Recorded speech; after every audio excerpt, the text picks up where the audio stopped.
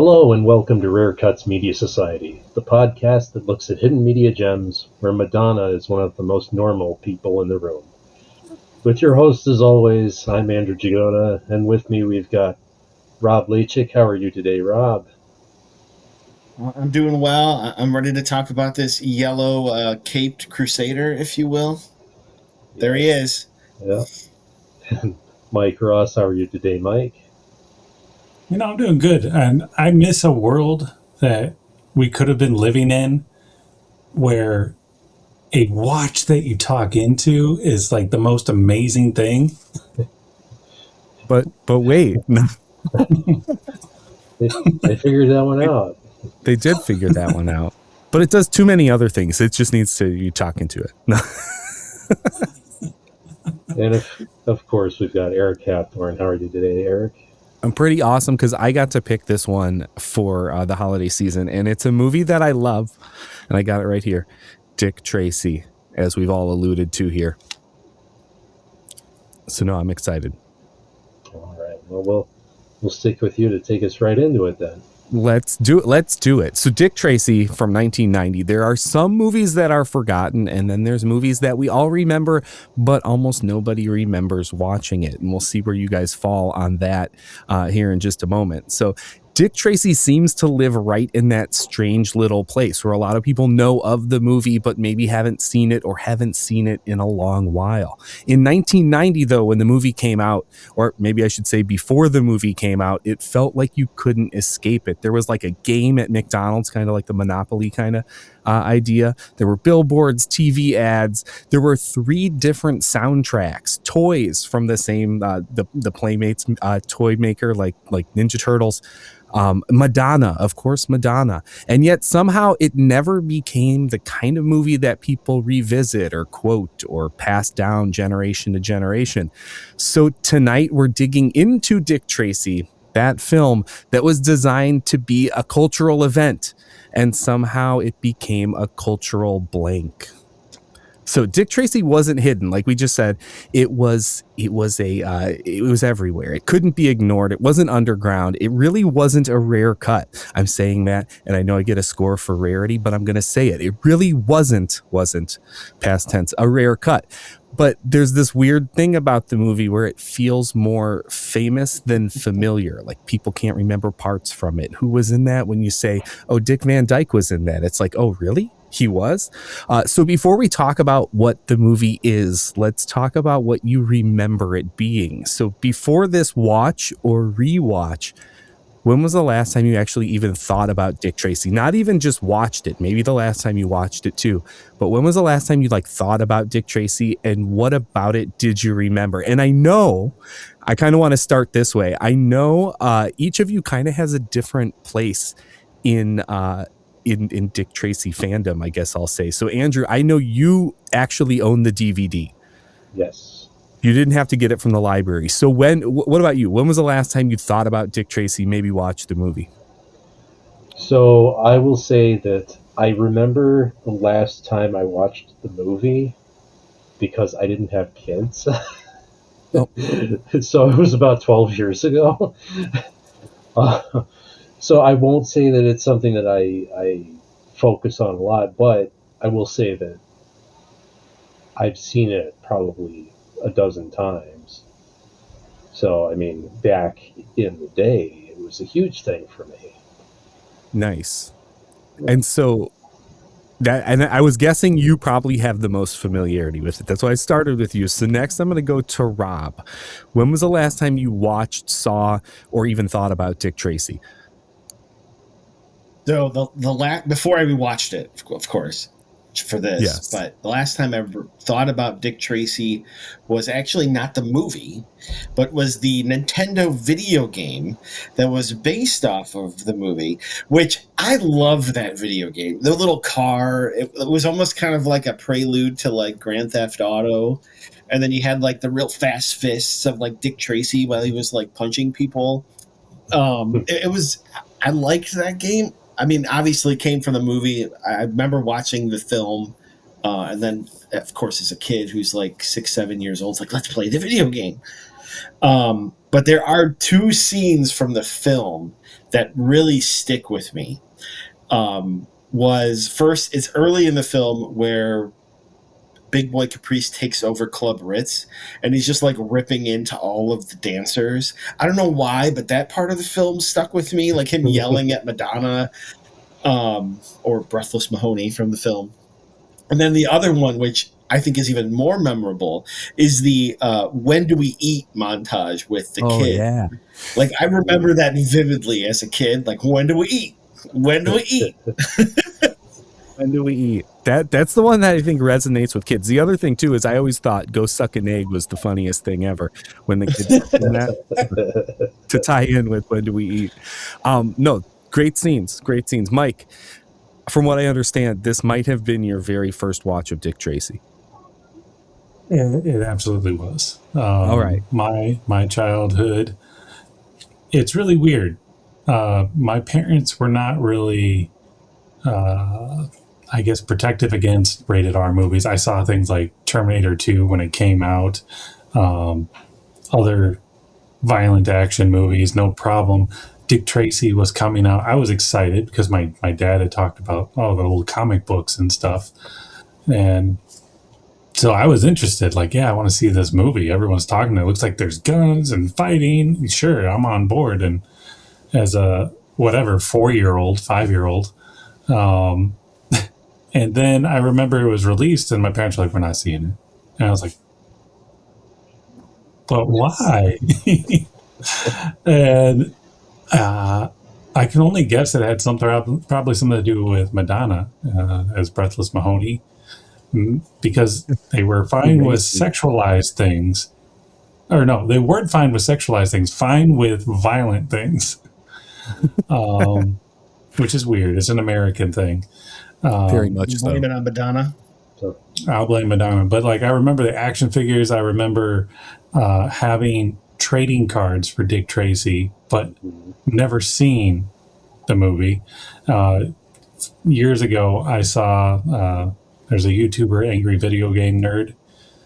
He had a special on what you just brought up, Rob, with the NES Dick Tracy game, and kind of ripping on it.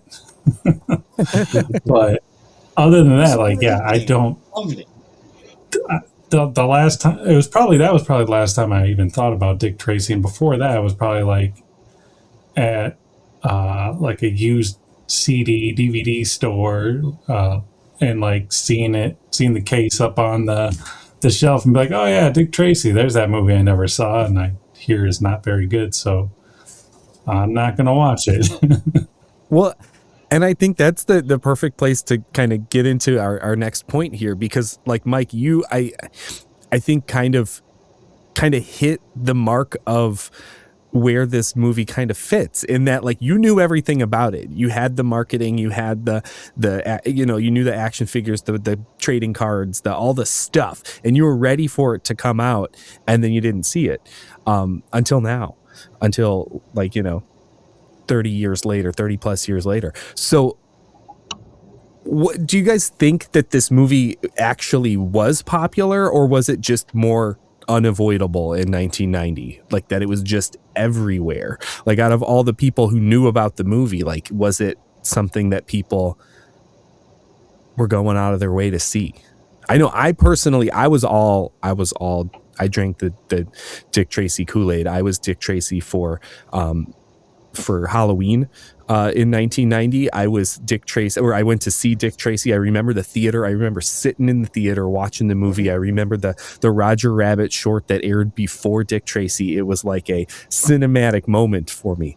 But I understand it's not as good as maybe it was when I was 5 watching the movie. But like, yeah, was it a popular, do you remember it being a popular movie at the time, or do you think it just kind of like disappeared?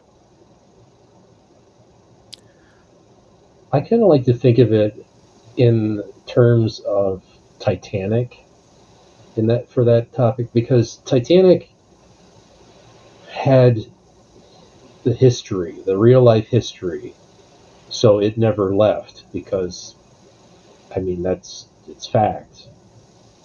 I mean, they fictionalized a lot of For things, sure. but it's still fact. So it never left. But when it hit, you couldn't escape it. It was everywhere. You'd think you'd walk into a store, let's say Sears or something, and you'd see Titanic stuff, and you're like, this makes no sense. It's the same kind of thing. Dick Tracy came out, you'd walk in anywhere, Dick Tracy stuff. They pushed it, pushed it, pushed it. The difference is just in that longevity, is that Titanic had that historical push behind it to make it never forgettable. Dick Tracy did. There was one thing that came to me, because I probably haven't watched this for maybe 20 years, maybe longer. And there was one thing that came across to me why maybe it wasn't popular. So when the film starts, they do like the screenshots of the city and even just the characters. They look cartoonish, right? And it's obviously because it's based off of a cartoon. But the themes and everything happening is very adult. So what audience were they trying to reach? Kids? Maybe some of the violence or the sexuality, like Mike, in your case, your parents wouldn't let you go see. The parents didn't want to see it because they thought it was too childish. The kids weren't allowed to go see it because it was too violent, too sexualized with Madonna and the dancers and everything. So maybe could it be part of it too? What happened? Is Well, it because maybe it's rated it didn't fit PG. to a certain audience? Yeah, and But it's rated. maybe it was like the parents were like, "No, this is too childish for me," and maybe for some of the kids, I want to see it. And then the parents, and you're like, in your case, Mike, nah, I don't think that's a good idea, even though rated PG, but still. Yeah. And it feels like it was trying to stay in that middle of the road, maybe, and maybe didn't do it as successfully as it could have. Yeah. I want to get back to this too, because I do think there's more here. It being a Disney, well, it's not actually a Disney film. Like, Disney has taken some ownership of it, but it's a touchstone, which is Disney, because that's Disney's more adult label that they developed in the early 80s. So it's a Disney touchstone kind of movie. It's embedded deeply in Disney and the corporate machine of Disney. If it had been a major continued success, it would have had the Disney name on it by now. Because I just think of like Nightmare Before Christmas. It was Touchstone, but slowly over the years it got super popular. It went from being a cult classic to just a classic. Yes. And now it's got the Disney branding more associated. They pulled it into that the fold there. So before we get into a little more talk on like who it's for, let's get into like what is this movie actually. So for a lot of people, Dick Tracy exists more as like an image than a story. When you talk about Dick Tracy, like the idea of it is kind of the selling point. You know, you got Warren Beatty, he's the big star. You got the yellow coat, all those saturated colors and backgrounds, that kind of city look. The villains with the exaggerated faces and like the on the nose names to match, like Flat Top has got a flat head. You've got like Mumbles, things like, you know, it's very, it's even someone like Tess Tenderheart.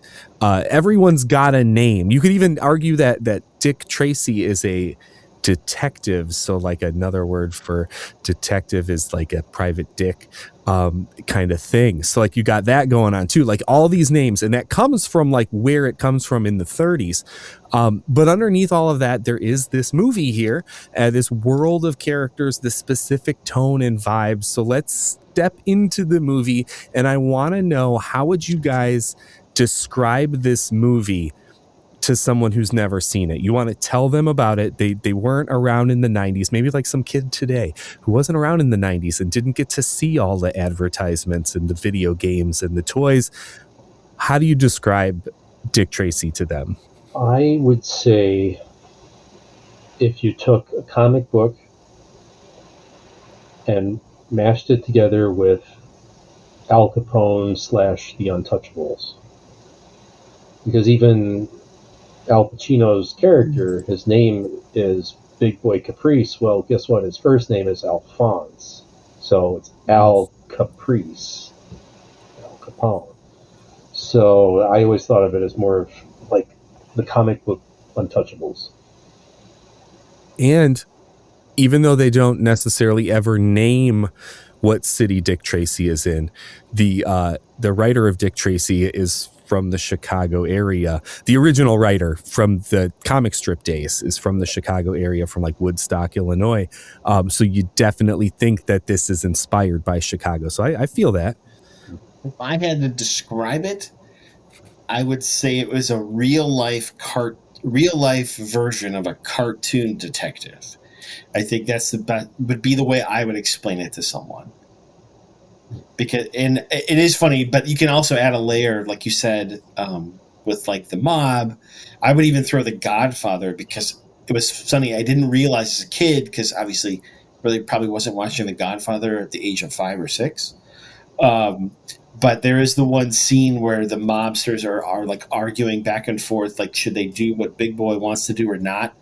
And ironically, you have Big Boy, Al Pacino, across from, I can't remember what his character's name is, James Caan, both of them who are in The Godfather, like major characters in the mob family, the Corleone family. So that was just kind of like, when I was watching, like, wait a second, is that James Caan? Oh yeah, sure enough it is. So it was just kind of an interesting little bit. But I would say, I would describe it as a real life cartoon detective story.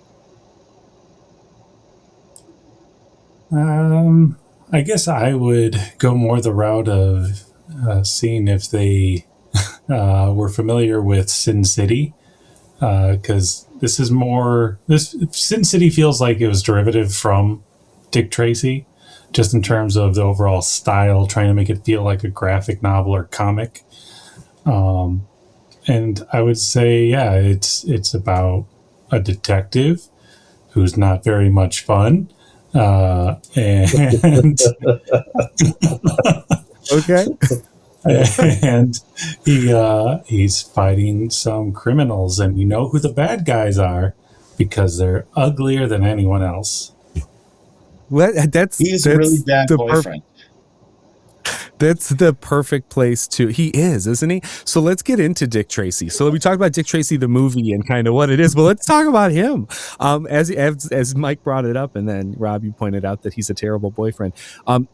Is Dick Tracy a hero with the personality? Is he like someone that you could build a franchise off of? Like, when you think of like the big comic book franchise movies, you've got some big personalities. You got like a Tony Stark Iron Man, you got a Bruce Wayne Batman so many times, Peter Parker Spider-Man. Can you build a franchise off of the Dick Tracy persona, or is he more like a symbol of the times?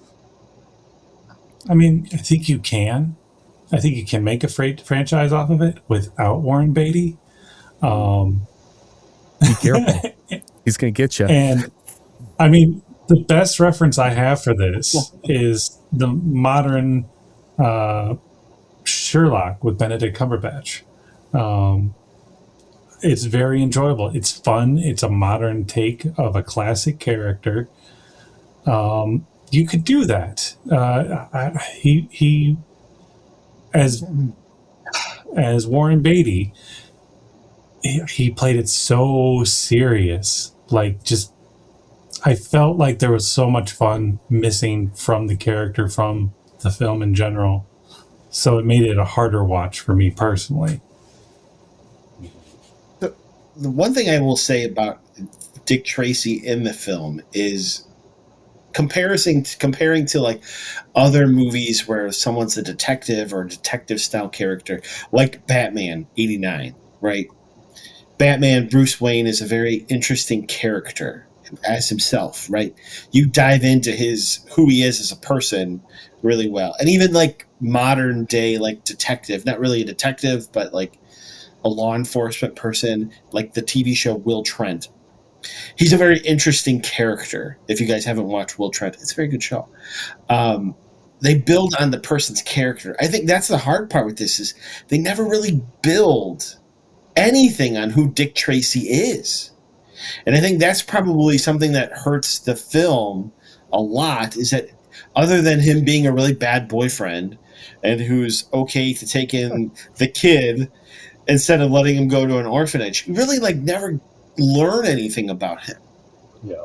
As a character, who he is, who he was, how did he become a detective? Like nothing. So I think that was definitely a knock on the film in general. And I think that just kind of hurts it. It's kind of the problem with having an archetypal law character is that, you know, like the law, he never rests and he shows no emotion. So how do you get emotionally involved with the character and without when there's no emotion? You know, he doesn't grow, so you can't grow with him. So I mean, it's hard. Like Mike was saying with Benedict Cumberbatch, you know, there's emotion, there's comedy, there's lightness. You don't get that with the law. You don't get that with Dick Tracy. You just get this flat line. You guys got to be careful because Warren Beatty still believes he's Dick Tracy, and he's gonna he's not gonna listen to this or watch this, but if he does, he's gonna come for you because he's gonna come for me for not wearing like the right look and everything. You don't have the right yellow. That I'm even trying to aspire to be. He's gonna tell you that he's gonna sue you for copyright infringement because he does own the character of Dick Tracy, and he pops up in character every once in a while to keep that copyright to keep the rights on film, which is kind of weird. Yeah, like my final thought on the question in general is I feel like Warren Beatty had a lot of ideas. I feel like he's very passionate about the character Dick Tracy and the world, but he did not have the time to build that world for us in a hour and 45 minutes. I think that if he had his way, he probably would do a long play series that would be seasonal, because then he could maybe develop some of those characters more fully. I'm with you in that too. I kind of feel like he loves Dick Tracy. There's no denying it. He's the reason this movie got made. He's the reason he's all over it. He's all over this thing. He's he's all over this thing. It's got his name above Dick Tracy's on the packaging. Warren Beatty loves Dick Tracy, and I think we got that thing where like today in comic book movies we are trending towards we don't have to tell the origin story all the time because we know the origin stories, but like no one knows Dick Tracy's origin story except for Warren Beatty probably does, but he then just like assumes everyone knows it and launches right in. Because you know, because he loves the character. I hope it's that. I hope it's that. You know, so it's like, oh yeah, everyone. We're like, you know, something like Batman '89, which we'll talk about that in a minute. They do the origin story thing because you have to, even though a lot of people knew it. It's the first Batman movie in, you know, the first big Batman media thing since the '60s TV show, and you got to tell the story so people are invested. Like you guys said, we don't really get that story with Dick Tracy. So if Dick Tracy's not doing it for you, which other character or villain actually sticks with you the most in this movie? I'm going to say Big Boy Caprice because, well, a couple of things. One is that it's so over the top. But also it's almost like the way that they did his makeup and his face, it's like so striking without being like prune face or little face or all these other guys were just like so ridiculous they were beyond belief. But Big Boy Caprice, it was like over the top but believable still. Like you could still picture some some ugly looking guy looking like that. Yeah. You see, Littleface didn't actually have a little face. He just had a big head. Yeah, he just had a big head. well, and see, it was the 30s, so like the supervillains were in development, so they started talking about people's faces and looks. Eventually, you get to the the Spider-Mans, the Batmans, the Wasp Woman, and you get to all the bugs. So, but it started with just faces in the 30s. Yeah, the other thing though that always stayed with me was just having to picture Al Pacino going, "I want more, I want more." It's like that's Al Pacino in a nutshell. Well, and I would agree with Andrew. Big Boy is probably the most memorable, just from the standpoint of he has the most lines, he's the most erratic. And mostly I was impressed by Al Pacino's control of not just like, I mean, there has to be bloopers where he is just going on like swearing tirades, because he's doing this while he's doing like Godfather and stuff. So I imagine it was hard for him to hold back on certain things. When you speak of bloopers, the one makes me think of Mumble's character when he's being interrogated. There had to be so many bloopers of Dustin Hoffman just like rambling, and like everybody in like the set just loses it, because that was probably one of the funniest parts of the film, where he was like being like kind of like from the Seinfeld episode where Newman is under the hot lights offering the drink or getting the drink from Jerry. But like, I can only imagine how many bloopers were in that part of there had to be so many bloopers with the Mumbles part of the film when he was getting interrogated. He's one of the characters I remembered, like, not going into watching the film again, but when he came up, I'm like, oh, that's right, Mumbles is in this. So he was definitely somebody who was memorable and stuck with me, even though I forgot about him in the Dick Tracy lore, but definitely someone who stuck with me. Well, and mostly, with the Mumbles, like I was more distracted by that water cooler. Oh yeah. What was that? What was it in the shape of? A bear? It's like a polar bear with like the faucet, so it's like peeing. Yeah, the faucet was like where his doodle would be. That is his doodle. That is totally accurate. Are you Ned Flanders here? I'm keeping it PG over here, just like this movie. Right? But then they would do stuff like that, right? It would be PG, but then they do stuff like polar bear doodle water dispenser. Okay, but you guys, other than a polar bear's doodle, we listed a bunch of famous actors in these characters' roles, and there were like a ton of famous, like all I'm just names that we listed here. Of course, we've got Madonna and Warren Beatty, and we've got Al Pacino, we've got you said James Caan, we've got we said Dustin Hoffman. I'm trying to remember all their names that we brought up. Dick Van Dyke. So it's like, so right, there's so many big names we got floating around this thing. What this is, I gotta ask this one because we often go this way. I'm not gonna let you recast the whole movie because that would take us forever. But if there was, I'll give you two. One role that you think someone would be great in from Hollywood today if there was a remake, and then also we always kind of ask where would Willem Dafoe go? I'll ask that question too. Where would you put him in this thing? Oh, he'd be Big Boy.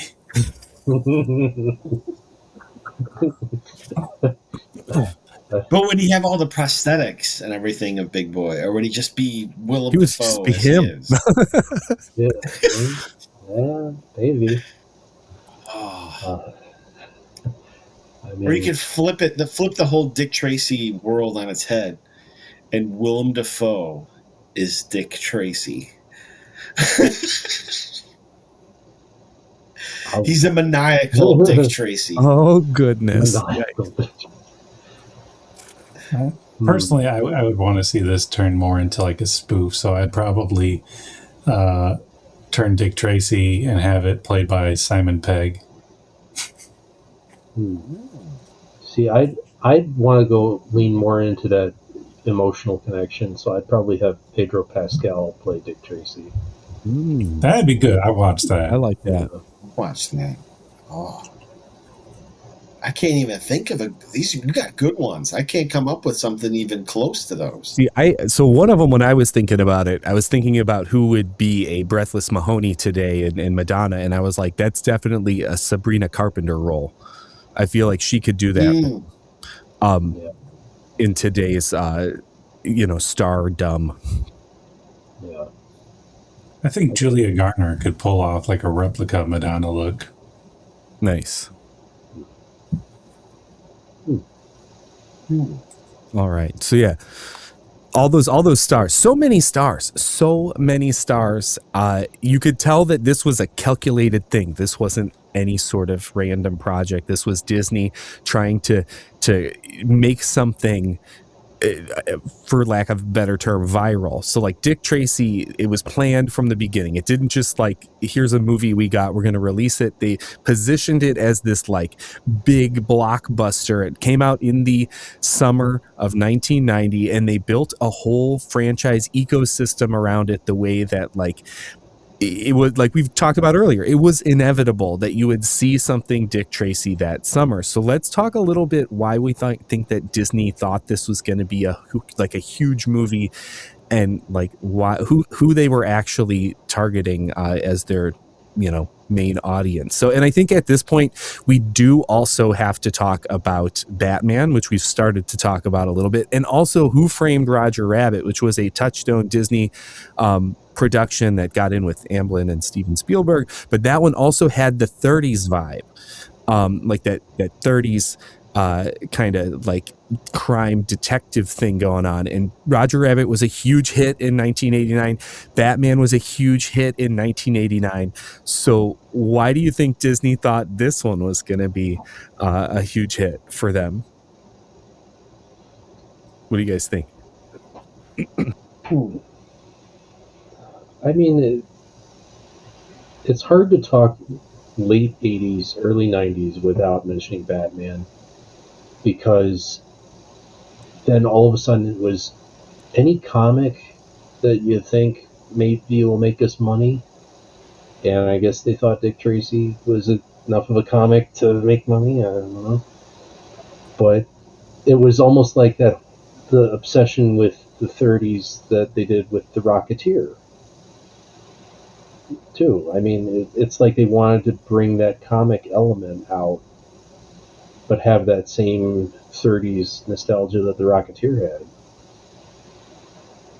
But I got to do it. I got to talk about the 30s and Disney. So it also, that was the theme. That was the theme of the Disney's MGM Studios that just opened in the late 80s. They had some Roger Rabbit stuff in there. They had some Dick Tracy stuff in there when it opened. They had some Rocketeer stuff in there when it opened. Even the Batman movie, which is not Disney at all, other than you could talk about Tim Burton's connections. But it had the 30s kind of vibe and feel too. So they were like going in on that 30s vibe to that synergy to fit their park. I got to throw that out there. So you're saying it was merchandise? Or Warren Beatty just paid somebody off? Yeah.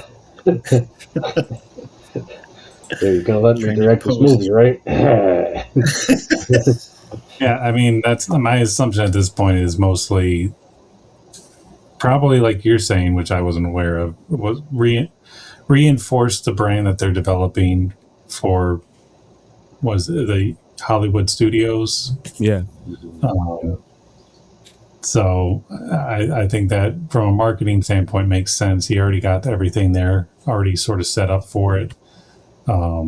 People are being exposed to the marketing before you even have the marketing for the movie.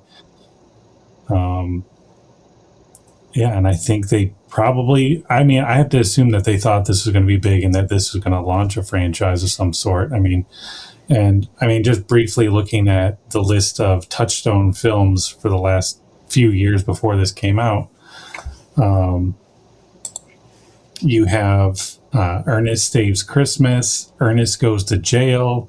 So it's like they're building franchises. That's what they're hoping for. That they're gonna get something that's gonna land with the audience, and it makes it really easy then because sequels automatically gonna make money because people are gonna associate it with the first film. But if the first film misses, it's too late. And I'm really actually glad you brought up Ernest, because Ernest feels like it's a movie, like it's a family movie, right? So like, but it feels like it's made for kids. The humor is like, kids loved it. Adults would get it, but like it was kids who loved Ernest. I mean, we were kids at the time and I loved Ernest. So I still love Ernest. Right? In that nostalgic way. And it's like, so with this movie, like, let's get into this question. It's a Touchstone, but Touchstone was doing family franchises, but this one is edgy, or is it edgy? Is this one edgy, or is it not edgy? And then who do you think they were trying to appeal to? We kind of got into this earlier, but let's have a bigger discussion on this. Like, is this movie edgy, and who is it appealing to? So if the question is, who is this film for? It's for Warren Beatty. You're not wrong. No. Accurate. It's his nostalgia. Yeah. Well, I think, like, as you had, not that I'm just stealing from your notes, Eric, but I think that's the problem with the film. It's safely edgy, as you put in your notes. And I think that's the problem with it. Because if it was really edgy and they just went full on, like, detective, crime, mob, and like really Mike going said, with the Sin violence, City. like Sin City, I think it would have been far more successful.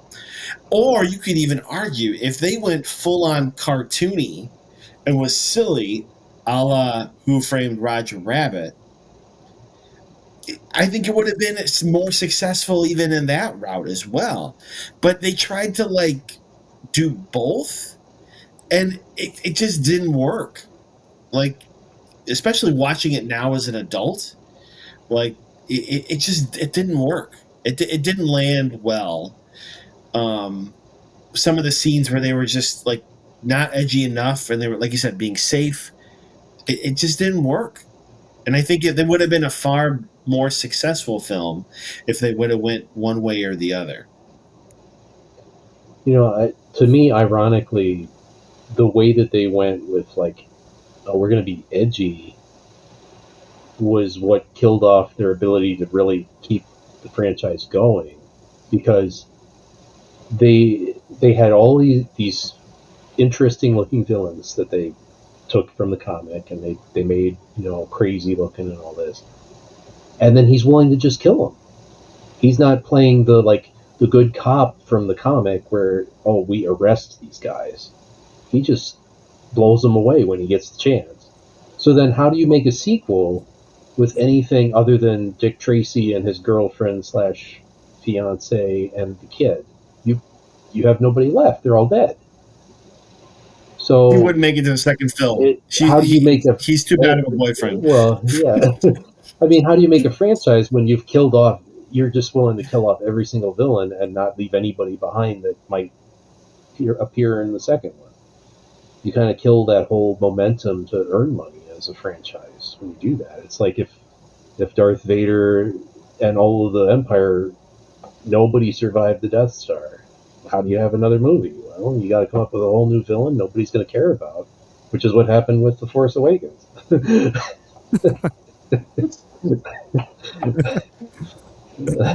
And you got all that Star Wars stuff behind you.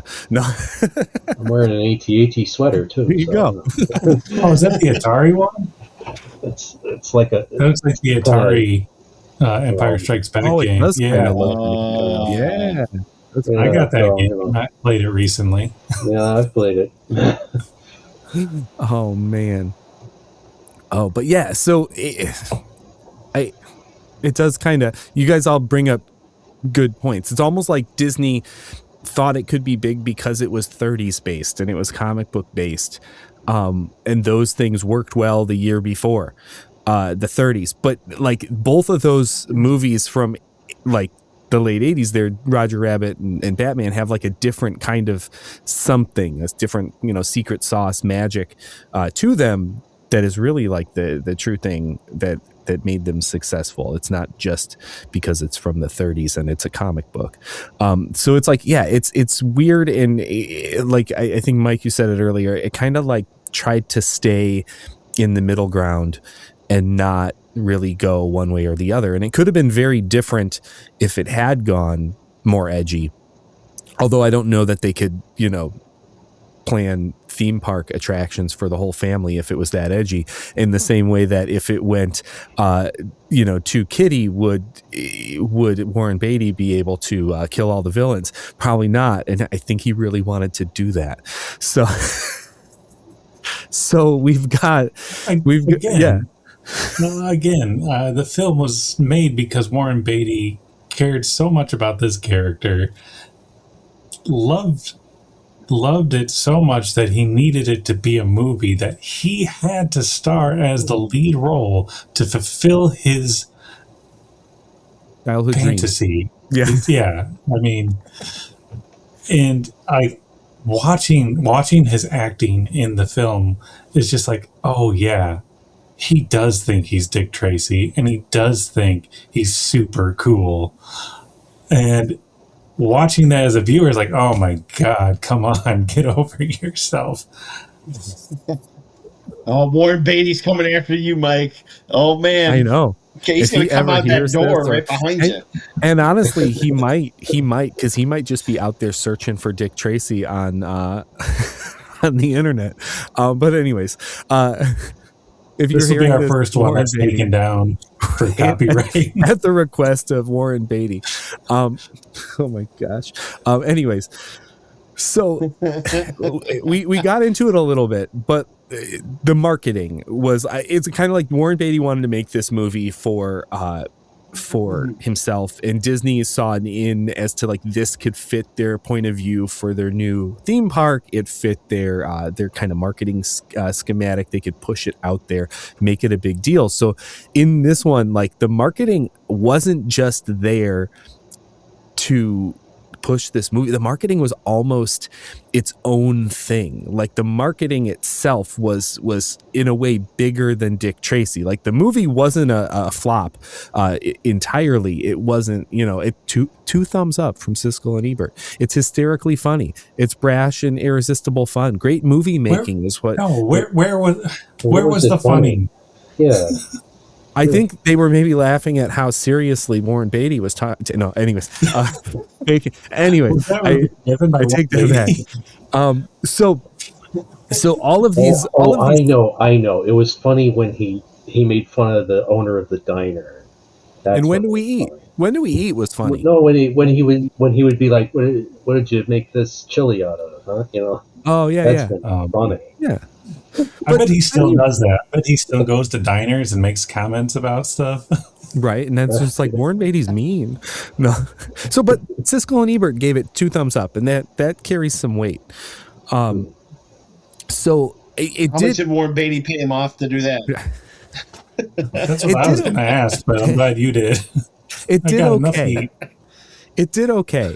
Like this movie did okay, but it didn't do what they thought it was going to do.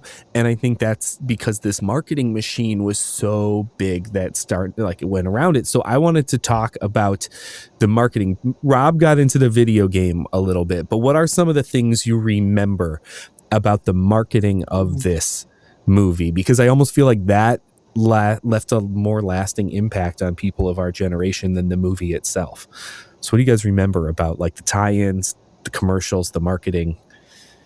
What was it? I remember the figures, but then even more, I remember you'd be in the aisle checking out at the grocery store, and there'd be the thing of the trading cards.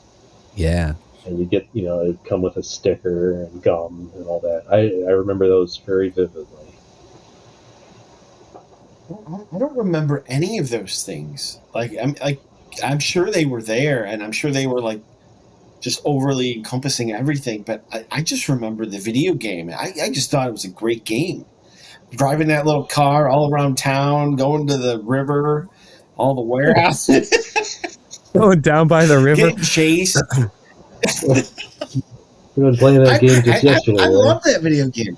But yeah, I can't remember any of the other like tie-ins at all. Like you said, you go to with like the trading cards. I don't remember that at all. But I'm sure it was out there big time. Yeah, I mean, I really remember the trading cards, and they were just like scenes from the movie. So Yeah. I had a drawer in our house where I put whatever cards I had, and so it was like Dick Tracy cards mixed with Teenage Mutant Ninja Turtle cards. Batman. Yeah, I had the Batman ones too. Yeah. We had those. And the Rocketeer had a set too, you know. Honestly, I would rather watch Rocketeer 10 times in a row than watch this one again.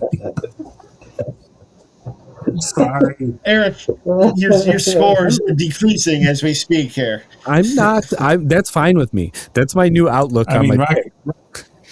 I loved Rocketeer, but again, maybe it's because I remember watching it as a kid, so I have more of that nostalgia. Yeah. Yeah. Now there's the sequel, the sexual. Check out that Zeppelin. No.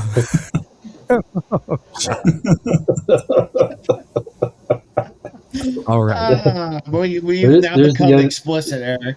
There's the end tagline for the episode tonight. Yeah. Oh my God. We also have the tagline of the polar bear's doodle. But anyways, so some of the things I do want to point out, because like the cultural impact of Dick Tracy, like this was pretty big, and one of these I got to double check. But the Dick Tracy had a McDonald's game, like a game piece Monopoly game, and I got to remember, when was the first McDonald's Monopoly? See, this is stuff I should have done. See who's going to beat me there. I don't remember the McDonald's tie-in. I don't remember that one. So you would get little pieces at the game. So 87, I guess. So it was around the same time, but it was kind of the same idea. You would try to capture the if you got a game piece with one of the villains on it, you like captured them off the most wanted list, and you'd win the prize associated with them. But like that was a big, like, you know, you had the McDonald's game card game thing going on, which was, I love those McDonald's games. I was happy when they brought the Monopoly back this time, but not rigged. But anyways, there was 3 soundtracks for this one. And so there were 3 different soundtracks, and I can't say that it wasn't because of Batman, because when we go back to Batman, because that's the easiest, you know, through line, Batman had the Prince soundtrack that had like Party Man and all those kind of like Joker songs. And so like when Batman came out, there was the Batman score by Danny Elfman, and then there was the Prince Batman album that had the Bat Dance and Party Man and all those songs that were from the movie. But if you wanted it all, you had to, you know, we're not just throwing the score at the end of the Prince songs. You got to get the Prince album and the score. So then when Dick Tracy came out, they did the Danny Elfman score. Sound familiar? They did the Madonna album, I'm Breathless, which had songs from and inspired by Dick Tracy. So some of them were from and some were inspired by. And Stephen Sondheim, famous Broadway writer, wrote like 5 songs for this movie that Madonna sang. Mandy Patinkin, 88 Keys, sang with her on one of them. So like you had those big like movie the things. Madonna's song Vogue comes from this album. So there you go. Dick Tracy gave us Vogue. It wasn't in the movie, but it was on her Dick Tracy album. So you got that. And then there was a third, and this is the one I recommend you go seek out on like YouTube or something, because you can't find it anywhere. There's a third soundtrack album that was like all the songs that they would listen to on the radio. So if the song was playing a song on the radio, it was usually like an 80s artist, or sometimes they were like 60s, 70s artists that had done like a 30s style song. One of them is the song called Dick Tracy by Ice-T. Just throwing that out there. You got to hear that one. It's terrible. Erasure does the song. Jerry Lee Lewis does a song. So there's like so many. It was like we're going to do like the big soundtrack album of the 90s. We're going to do the Madonna Prince kind of thing from, and then with Vogue, Strike a Pose. And then we're going to do the score. So it had 3 soundtrack albums, crazy, crazy stuff. And then all the toys, all the different things, the cards, like you guys pointed out, it was great. Do you guys think all that marketing helped or hurt this movie?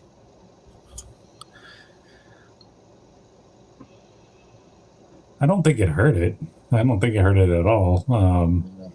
I think that if they hadn't gone heavy with the marketing, it would have brought in even less at the box office. So, I don't think that it was a mistake going as hard as they did. That's why I went. I was hyped from the marketing. Yeah, I mean, that period in those early 90s, even the late 80s, if you didn't have a big marketing campaign, you weren't going to have a big blockbuster hit. You were going to have more like maybe a critical hit like Breakfast Club or something that then has the longevity, but you weren't going to have like the smashing box office numbers. Not. And you know what? Maybe I'll even say maybe the marketing did hurt it, because maybe it was confusing of, was it a kids movie? And adults were like, I don't want to see this. It's all in like McDonald's and it's got trading cards, and maybe it's just a kids movie. But is it an adult movie? Maybe going back to like we talked about earlier, like I think maybe that the film not knowing what it wanted to be one way or the other, then the marketing kind of making it seem maybe it's a kids movie. It really isn't. Maybe it did hurt it a little bit. One thing I do know that I'm trying to make this movie be is a January New Year's Eve pick. So let's talk about New Year's Eve, because that's what I'm trying to make this be. So there's a little detail. There's a little bit in there that does kind of make this a New Year's Eve movie. And so many New Year's Eve movies are actually like Christmas movies with some New Year's in it. But this one, it's got some New Year's Eve, and that's the only holiday that we get to see in here. So I think that makes it perfect for this choice. But anyways, the entire climax of the film unfolds at New Year's Eve, and whether it's intentional or not, that timing actually might say a little bit more about the movie and what it represents for Disney, maybe culturally, maybe it means nothing. But I want to know, is there any sort of, did the New Year's even like pop out to you? Did it seem significant that the movie would end basically at midnight on New Year's Eve? Is it a big celebration? Is it a reset? Maybe at Disney, maybe for Warren Beatty? Is it the closing of the era of the 30s movies being that successful? What is the New Year's Eve part mean to you? Let's put it that way. The end of the film noir era of the 80s and 90s. No. Yeah. No, I mean the movie feels like it's. It feels like it was meant to be made for the 70s or 80s, closer to when the original source material was created. But as for the New Year's holiday being there, I don't know why it was there. I feel like again, it's probably something more tied to the comic, and I'm sure Warren Beatty knows all about it and wanted that to be a big climax. I don't know that there's any other meaning behind New Year's being present at the end. But it could symbolize new beginnings, because that is the transition for Dick Tracy. And all of the and all of the villains we could have a fresh start. All the villains are gone because Dick Tracy killed them all. They were murdered. So instead of flat top, they get like point top, and he like has like a hat, like a dunce cap or something like that. Oh God. Guilty until proven innocent.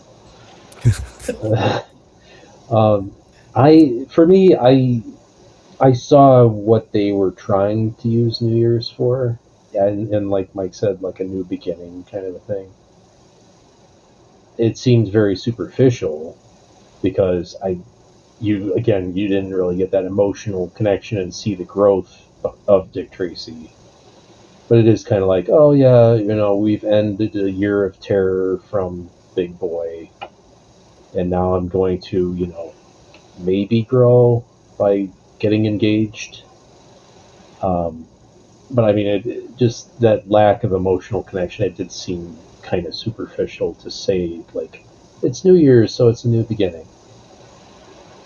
And then ultimately doesn't actually ask Trueheart to marry him, just kind of tosses her a ring, like as he's leaving her again. Yeah. He is a Awful terrible boyfriend. boyfriend. He is a terrible boyfriend. But I think we're all in agreement, though, that it is a New Year's movie. Anyway, that's true. I'll take that. It's the end. It's the end of the Dick Tracy film saga. I didn't think that's what they wanted it to be, but you're not wrong. So I'm gonna make one last argument for it because I'm trying to get points here, right? We're gonna score this thing in a minute. But Dick Tracy, it didn't crash. It was actually somewhat of a success. It wasn't what they were hoping for a big franchise, but it didn't fail, but it didn't do what they wanted. It didn't vanish overnight. I feel like it didn't follow us into the future like some of those movies that we've talked about have, and it didn't start as a rare cut at all. It was super prevalent at first, and then with age, I'm going to make the argument that it became a rare cut. Like, we couldn't even get our hands on this. It's not on Disney Plus. You had to pay to rent it online. So I almost called him Dick Tracy. So Warren Beatty could get that sweet Dick Tracy money, or I got mine from the library. And I think me and Andrew were talking about it. I think this is the only DVD that ever came out of it. I don't think they had any other versions that came out, any remasters, anything.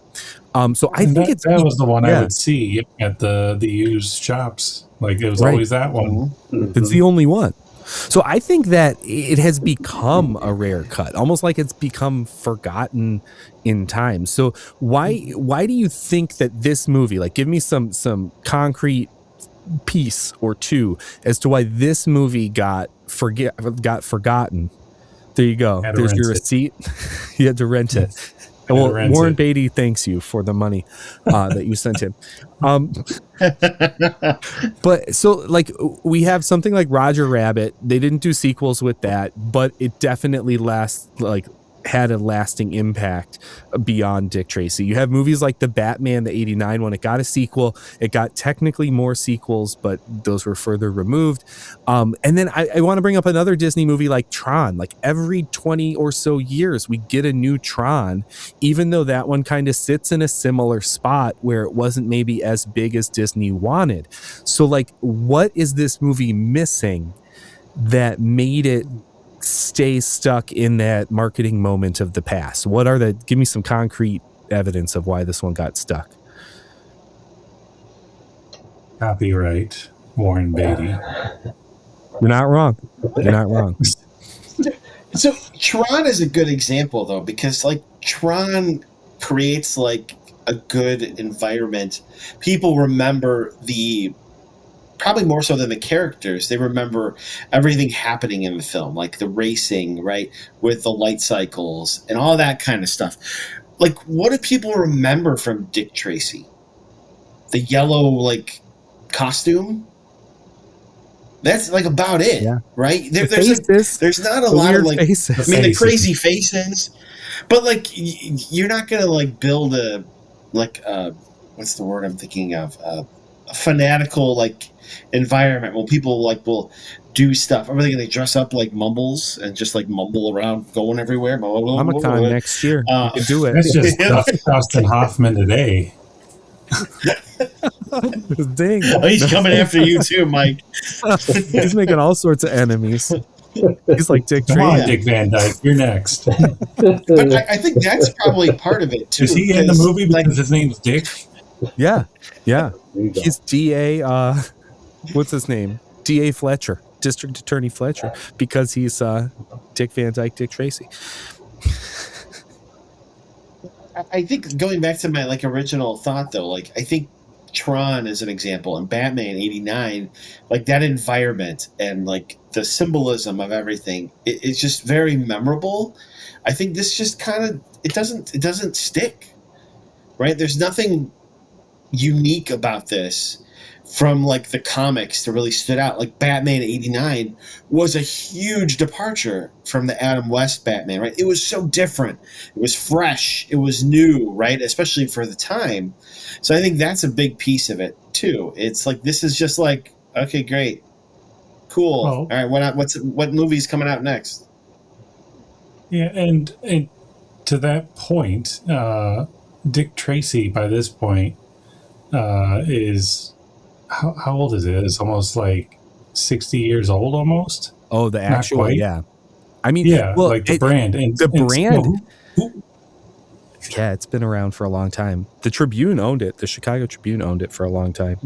yeah, and so what kids in the 80s are even reading Dick Tracy comic books? There's so much other material out there now. And things like Batman have more staying power because they have the old school stuff. Batman started in the late 30s, and we've reviewed some things on here with some old Batman serials. You have the comics, you have the Adam West, you have the animated series that's 2 years out after. Even the Super Friends Funimation show had Batman and Robin in it. You know what I mean? That was in the 70s and 80s. Yeah, and so there's a lot more, much more of an audience than what I think there was for a Dick Tracy. And so I did get the number. Dick Tracy started in 31. It started in 1931, and it went it went up through the 70s as far as new comic strips coming into your newspaper. Yeah, so then at that point it's 15, 20 years since there was anything really accessible to a younger audience even. True. For me, so we're talking longevity. Let's look at Batman. Okay, so do you have emotional connection with him? Yes, because his parents were murdered. But what keeps him in your mind going and still being interesting are the villains that he fights. Does he just up and kill every single villain that he meets? No, they are coming back all the time. So you're always wanting to see what he has to be up against with those villains. Dick Tracy, they're all gone. So what is he coming back for? You have to introduce somebody new every single time and hope that latches on the Joker or the Penguin. That doesn't last. You need it to be Batman or Superman with Lex Luthor, somebody that you can recognize as that antagonizing force that keeps them going and making you come back. To that point, I'm wondering, and maybe Eric has the information, were there multiple endings forecasted or that planned out where, maybe something happens at the end where Big Boy slips through a back door or something and gets away, setting it up for a larger franchise? So I can't remember that specifically. I know Disney wanted it to be a longer relevant franchise. And I do know that Warren Beatty, like we've been talking about, is the one who like took it and ran to a point where it kind of got unwieldy for Disney during production. Like it went over budget and things like that because of what he wanted to do with the film. So like part of me is like, I wonder if it was, and I got to go back to the book Disney War. I have it upstairs. It's usually behind me. It has some of the saga, the story in it, because it's like that gets into the executives and all that business throughout the Eisner era. But I kind of feel like Warren Beatty would have wanted to make more Dick Tracy movies too. Cause like I was gonna be like, is it like Warren Beatty trying to just like, I'm only making the one, so we're gonna kill off everyone so I can't make another one, and Disney being like, no, keep somebody so that we can make another movie. But like they both, when you think about it, they both wanted to keep the character alive, unless it was like Warren Beatty was taking his like breaking his toys so no one else could play with them, because like Disney and Warren Beatty, like it's still one of those things like who owns the movie when, you know, Warren Beatty is totally attached to the character and Disney wanted to do more, but like in their rights deal, like were they trying to take more than Warren Beatty wanted them to? I don't know. I gotta go do some more research. He killed off all the other A-list actor and actresses, so then you can get a fresh start in the next movie, so you're not having to pay those high salaries for a returning cast. That's true. Warren Beatty. Maybe he was saving them a buck. No. So I have a question. Is like when Warren Beatty does eventually pass on, does Annette Bening just like, all right, we're selling this bugger and we're gonna make a bunch of movies? And would Disney even want to buy it back? No. They're just counting the days, if you will. Like, all right, well, you're just keeping an eye on the obit, if you will, and just waiting for Warren Beatty's name to show up, and then boop, beep, boop, boop, boop. Hello, Annette Bening. Would you like to sell the rights to one Dick Tracy? Yeah. Frank Miller will buy it, and he'll make it a very violent. He'll make it good. He'll make it good. That would be great. I'd watch it. Yeah, Frank Miller's Dick Tracy. We'd actually get an origin story. Well, think about it. Think about that. Would be so cool. Like in the Sin City, where there were certain characters that had color. If he was the only one in yellow, everyone else black and white. That would be cool. Everything's black and white except Dick Tracy's in yellow. It would be really cool look. I like that. I need to see that. I need to see this. Get Frank Miller on the phone with Annette Bening. Oh no, Mike! No. Here, I guess search this. Does Frank Miller know Annette Bening? If not, how can I connect the two? All right. Well, Rob is looking that up. I do gotta say, the moment has come. This has been a very tight theme pick holiday season here, with Halloween, The Lady in White, having 49 points. Krisha for Thanksgiving having 48 points. Tokyo Godfathers for Christmas in December having 49, making that a two-way tie. I guess you can't have a tie without it being a two-way tie, so that's just a tie. And then now we have for January and New Year's Eve, Dick Tracy. So we'll see what wonderful scores y'all have ready for me. Please be Satan almost fire. No. Okay, so rarity, it's not rare. I mean, I remember all the marketing. I wasn't allowed to see it, otherwise I would have. My wife had definitely seen it. She remembered even some of the actors and actresses that were in the film. And so I'm going to have to give it a 1 for rarity. Fair. Savage. It's not a 0. We have never done a 0, but it's not a 0. Can we do a 0? There's the first for everything. I gave you the only thing that would have made me give you a 0 would be if this was still a popular movie franchise, and it's not. It's not at all. Vacated at this point. Theme, yeah. There's New Year's. It's at the end. There's a big finale and party hats, and They say Happy New but Year. overall, they did say Happy New Year. just pointing that out for anyone who. So I'm gonna be really kind, and I'm gonna give you a 3. So, because it was New Year's. Production value. Now this one's hard because there were some things that they did from an artistic design standpoint that I thought were very nice.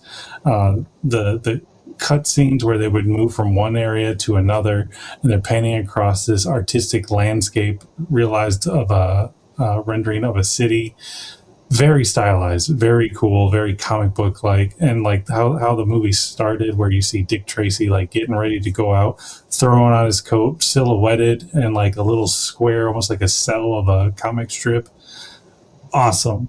But then like the faces and the style of the characters bugs me. And the acting was, in my opinion, pretty poor. For how many big names you have in there, I'll give you that. Yeah, but for production value, I'm going to grade it more on the stylized and what it was trying to pull off for the time. I will give you a 4. Enjoyment is where I struggle because I didn't have fun with this. It was not a fun movie to watch. It wasn't like a Tony Stark. It wasn't Benedict Cumberbatch as Sherlock. If there had been humor and he was not just like so, like, okay, how Warren Beatty felt in this film was, you guys will know the name of the character. I can't remember it perfectly, but from Seinfeld, Bookman, the book police guy. Yeah, he's from the library investigators. Yeah, like he's a less funny version of that character. So, enjoyment, I'm gonna give it a 2. So there we go. An even 10, right? Yeah. Hey, I'll take it. Who we got next? I would watch. Yeah. I would watch this again before St. Elmo's Fire. So I'm just making that clear. Yeah. Are you glad your parents spared you in the 90s? No. All right. I'm going to be the saving grace here for you, Eric. Because how did we start this podcast? My first pick, our second episode, was Sunset Boulevard, which is a huge classic, but I argued, who watches it anymore? Do you know anybody under the age of us that would know it? A movie for film. There were a couple of lines from it that people would go, "Oh, that's what it's from," but mostly it was who watched it. It was a bygone era. So I can't be a hypocrite and say that this movie that no one's talking about, no one watches anymore, isn't rare. Even if when it came out, it had a huge marketing push. You still have that aspect of rarity. So I'm going to give it a 4 on rarity. All right. I know. I'll take but it. I can't be a hypocrite and say Sunset Boulevard counts as a rare cut and then Dick Tracy doesn't. Right. And they can't all be rare or they'll all be terrible. No. And theme. What are you trying to say about my picks? Theme, I have to do this argument because, or anti-argument, I guess I should say, because a lot of people say Die Hard isn't a Christmas movie, and I hate this argument. Macaulay Culkin uses this argument. I know this. He says Die Hard isn't a Christmas movie because if it was St. Patrick's Day, you could have the same movie. That's not right, Because if it was St. Patrick's Day, why would everybody be at a party at the office at night? True. No one would be there. It has to It's be an Christmas. Irish celebration and they're drinking. But I mean, nobody's going to say, well, rather than go to the bar with my friends, I'll go to work and drink with all my coworkers. No, it's got to be Christmas. Christmas. Can't party. argue with that. I like that.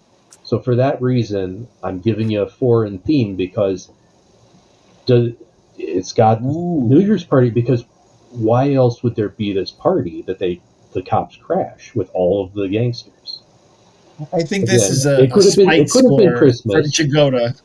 I think it's a spite score from Jagoda. Well, I mean, it could have been something Macaulay like Christmas Culkin. for this, but no, it was New Year's, and there is the whole idea that they tried to, even though I don't think it went deep enough, the whole new beginning kind of thing. You'd need New Year's for that. You can't say Groundhog's Day, I'm going to have a new beginning and this big party at the club. No, you'd have to have New Year's. So I am going to give it a 4 for that. Production value, what do I always say? I always say, where are my explosions? This had tons. This had lots of explosions. and I mean, on top of that, you name the big names. You say, oh, Warren Beatty, Al Pacino, and all these. They had a stenographer played by Kathy Bates. Like, even that little part was a big name. So for that, I got to give it full 5 production value. Woo! Enjoyment, I gotta give it a 5 because this was one of my childhood classics that I still watch to this day. And is it the best movie ever made? No, but that's not the question. The question is enjoyment, and I still enjoy watching it. The real so you get question. high marks from me to slightly offset Mike's. Was my pick just pandering to Andrew? Is that the real question? No. I think it's also a spite score for against for Macaulay Andrew. Culkin. That I'll tell you, that Making all Macaulay sorts of Culkin thing, enemies I heard tonight. that and I threw my book down. This is the perfect episode for Dick Tracy because we are making tons of enemies like Dick Tracy. All right, I'm Rob. trying to just bring Annette Bening and Frank Miller together. That's all I'm trying to do here, guys. When do we eat? No. When we And that little Caesar's thin crust. Yeah. Ooh, yeah. Okay, so I'm going to be somewhere in the middle here. So rarity, I'm kind of bouncing back and forth between a 2 and a 3. And the reason I say that, because I totally see where Jagoda's coming from, and I agree with him that, like, it is forgotten, as you said, Eric, right? The film itself, nobody remembers what happens in the film, especially towards the end, if you haven't seen it in years, right? Not a lot of people are going back to watch this, like, at a certain time of the year, or just, right, there'll be some people who will, right? Maybe Jagoda is one of them. But it's rare in the sense that there's not a lot of people watching it, maybe because it's not available, as we've discussed, but just there's not a lot of people watching it. But everybody knows who Dick Tracy is, and everybody knows that, that's right, there was a Warren Beatty film with Dick Tracy. So I'll be generous and I'll give you a 3. That it is rare in that regard. But it's definitely not rare in the sense of, like, wow, that's right. Or, like, I never heard of this, right? Everybody is some level who's watched films know that there was a Warren Beatty, Dick Tracy film. Theme, I'm going to lean towards, I'm going to go along Mike's route. I'm going to give it a 3. Yes, does it end with the New Year's Eve, like that whole thing, right? Sure, but it's definitely not in the realm, like you said, Jagoda, of like a Die Hard, right? This could have happened other times, maybe 4th of July. Ooh, that would have been fun. But you never know. Anyway, I give it a 3. Production value, I'm with... This is one I'm almost bouncing back between a 4 and a 5, but I'm going to go with a 4 because I think the value, like the characters, the scenes, like Mike, you said, are phenomenal, right? When they like rise up and you see the whole city, it is really cool, especially at the beginning of the film where they're like in one place, they bounce to the other part of the city. Very cool effects. especially for the 90s. Super, super cool. Enjoyment. So it's funny. I really enjoyed, like, I haven't watched this movie in probably well over 10, 15 years, maybe longer. I really enjoyed the first, like, hour. And then we got to the end. I'm like, this movie's really bad. I'm like, I do not like this. I like the beginning part. I like setting the stage, like the characters being like the little face guy. That's kind of funny, kind of cool. I totally enjoyed that. As stupid as it was, in truth, as an adult, but as a kid, great. But like when it got towards the end, I was like, yeah, it's losing some luster here. So balancing out the two, I'm gonna give it a 3. All right. So that is not a 4. No. Oh. There you go. There we go. There you go. So you know what? That's not bad. I knew it wasn't going to win, and that score ain't that bad. Mike's dragging you down here or there. That's okay. Just saying. That's okay. Better than Wild Geese. It did. I was expecting that, and I'm happy with that. I will say I was going to fill it in if I can find the right window. Behind the scenes struggles here. If I can find the right window, I can skip forward to this one and put in our 41 score so that we all can see it. 41. So I definitely didn't win, but Rob and Andrew are our winners with a tie there. But I think we all learned something along the way. No. Anyways, Rob is seeming. One of these days, we'll just have to find a theme that can just take Rob down, because Rob is the official winner of everything. And even when he doesn't win, he ties. So Rob is got our next theme pick, right? Mm-hmm. And so, Rob, do you want to introduce? So you'll have this one, and then you and Andrew will have the next one too. Yep. All right. So for the next round of picks, we're going to skip what we've doing a lot of movies and film lately. So we're going to move to music, and we're going to do concept albums from the different decades. So how we're going to do this is we're going to do some picking, kind of similar to what we did with the Bond films. We're going to not pick out the actor who played Bond. We're going to pick out the decade. So everyone will get a decade and have to pick an album from that decade. So I have my handy dandy little there for every decade, going back from the 60s all the way to the 2010s. All right. Hold on a second, because you're going to pick the names for us. I'm going to switch my screen up so that we can see Rob real big. Just like this, because he's got the official picks. Big face. Look, I could be a character in Dick Tracy. Orange hat. Basket head. Basket case. All right. So who do we want to pick first? What do you want to go based on well, I mean, I guess that would be me just being like, give me the best one. Give me first. I was going to say, do you want to go based on the scores this time with you being last, since or do you want to pick some other way? I could tell you the scores from this time that you won. What do you want to do? All right, let's I'm going to go on my screen from left to right. I'll go last. And the first person on my left is Andrew. So I am going to That's fair. Grab I like Andrew first. So, Andrew, you have the 2000s. Oh. Okay. All right. Left to right, we have Mike. So, Mike is going to have the 90s.